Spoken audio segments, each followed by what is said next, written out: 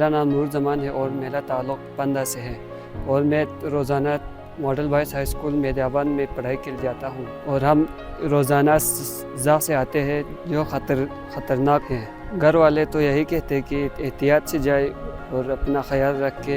अगर इसमें ट्यूब में हवा कम हो जाए तो आप इसको किस तरह मैनेज कर लेंगे? सबसे पहले यही काम होना चाहिए कि तैरना आना चाहिए, ताकि ये ख़तरनाक है, कहीं टिप का लीकेज हो जाए तो बहुत ज़्यादा भारी होने की वजह से ये डूब भी जाते हैं। हम रोज़ाना इस ख़तरनाक तरीक़े से ज़ख़ पार करके आते हैं। हमें हुकूमत से इल्तिजा है कि हमें ट्रांसपोर्ट का निज़ाम किया जाए। ये रास्ता बहुत ख़तरनाक है, पानी से जाना। पानी किसी को भी बहा के ले जा सकता है। पिछले साल ही हमारे एक लड़का ज़ख़ अबूर कर रहा था, फिर पीछे पता नहीं चला वो पीछे था, पानी में कब गिरा पता नहीं चला। फिर वो ज़ख़ पकड़ के रखा उसने, इधर साइड पे निकला, फिर पता चला कि वो ज़ख़ इधर पानी में गिर गया है। इसीलिए उधर से गाँवों से कुछ लोग आए और कपड़े वगैरह लेके आए, फिर कपड़ा चेंज किया और स्कूल तो नहीं गया, स्कूल तो नहीं पहुँचे। वो कब क्या होगा हमारे साथ पता नहीं है। बहुत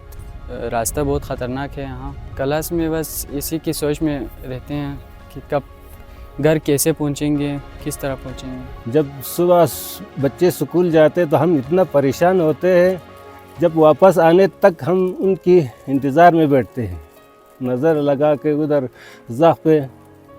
यहाँ तक पहुँचने तक हमारा दिल चेंज नहीं होते हैं। इतना हमारा मुतालबा है कि जब तक कोई यहाँ से उधर जाने की ट्रांसपोर्ट सहूलियात हो गया तो बहुत अच्छा है।